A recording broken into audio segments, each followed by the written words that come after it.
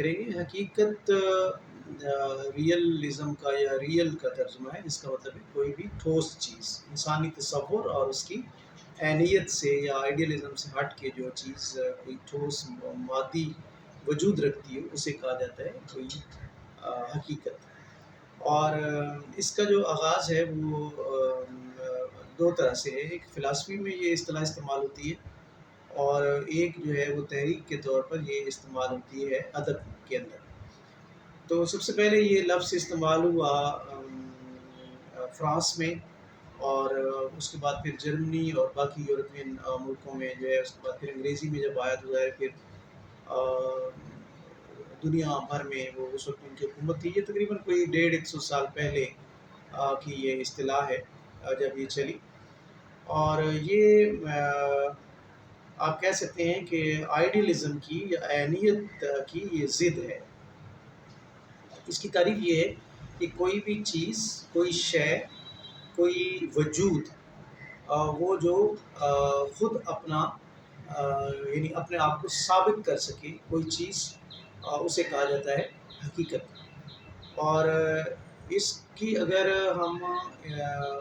ادب کے اندر اگر اس کی اصطلاحی معنی آپ دیکھیں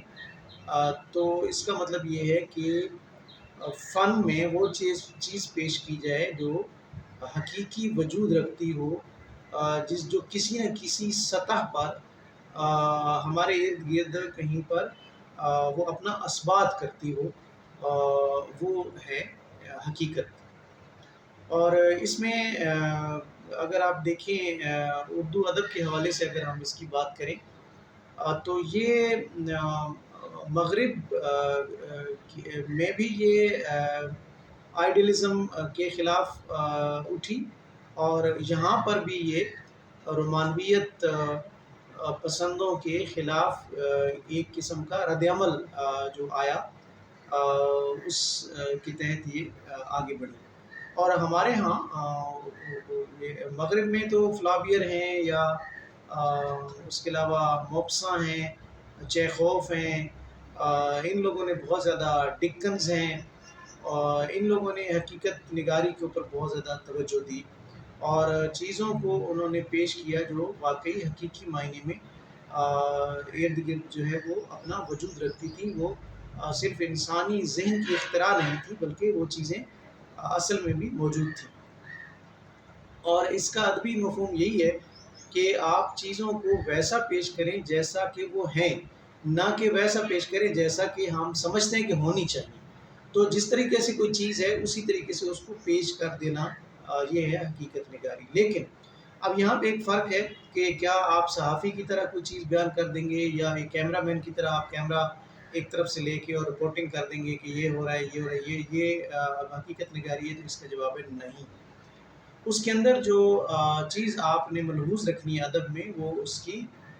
جو ترتیب ہے اور جو اسلوب ہے، اور پھر اس کو جو پیش کرنے کا طریقہ یعنی جو اسلوب ہے، اور پھر اس کی جو ادبی چاشنی ہے وہ اس کے اندر پیدا کرنا، جو مختلف ٹولز استعمال ہوتے ہیں کسی بھی عام چیز کو ادبی بنانے کے لیے، ان کا استعمال کر کے ان کو ادب پارہ بنانا، تب وہ کہلائے گی حقیقت نگاری۔ اب ہمارے ہاں کہا جاتا ہے کہ جو پہلی اردو کی کتاب ہے نثر کی، وہ سبرس ہے، ملا وجیح کی اور دکن کے ہیں۔ یہ 1635 میں یہ منظر عام پر آئی، اور اس کتاب کے اندر جو عقائد ہیں، جو رسوم و رواج ہیں، جو سماجی رشتے ہیں، جو سماجی لین دین ہیں، جو تہوار ہیں مختلف اور انسانی رویے ہیں، ان کی عکاسی کی گئی ہے اس کتاب کے اندر۔ لہٰذا یہ مانا جاتا ہے کہ وہ اولین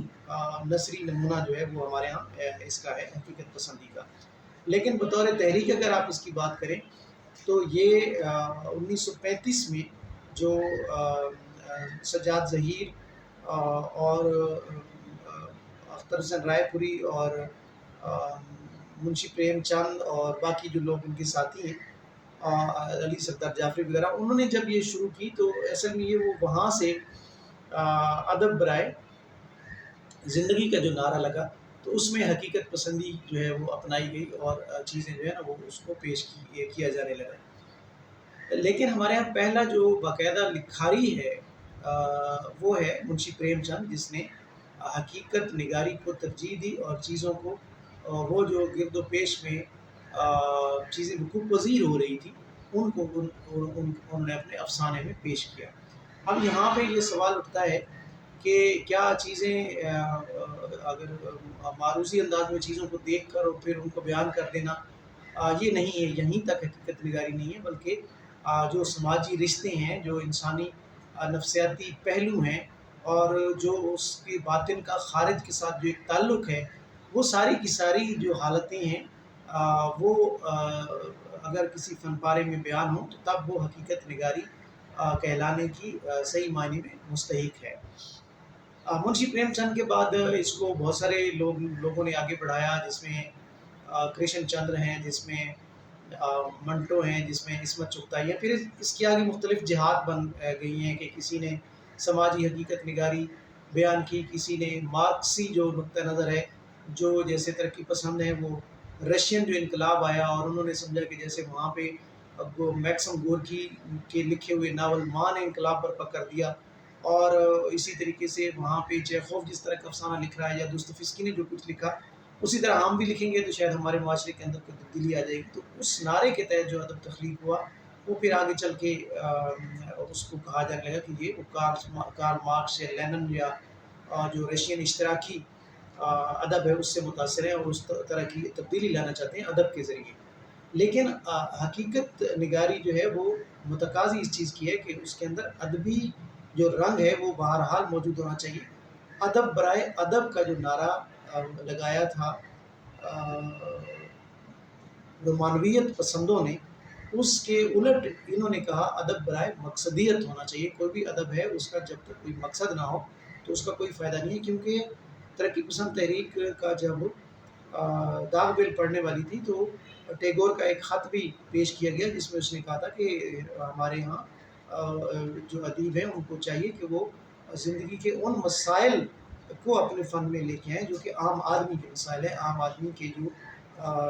جو اس کو پیش آتے ہیں اور جو زندگی ہے جیسی اس طریقے سے اس کو پیش کیا جائے تو وہ ہے حقیقت نگاری۔ اور پھر یہ خالی افسانے تک یا ناول تک ہی محدود نہیں رہی، بلکہ یہ شاعری کے اندر بھی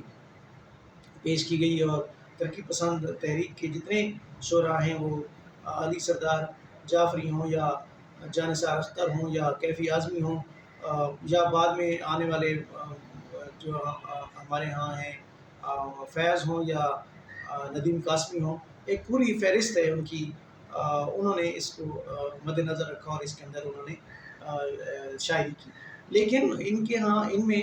سب سے زیادہ جو کامیاب شاعر ہیں وہ فیض ہیں، کیونکہ انہوں نے مقصدیت کو فن کے اوپر غالب نہیں آنے دیا، بلکہ فن ان کا غالب ہے مقصدیت کے اوپر۔ تو حقیقت پسندی جو ہے وہ یہی ہے کہ آپ چیزوں کو بیان کریں اور اس طریقے سے بیان کریں کہ وہ پہلی نظر میں تو فن ہو، لیکن در پردہ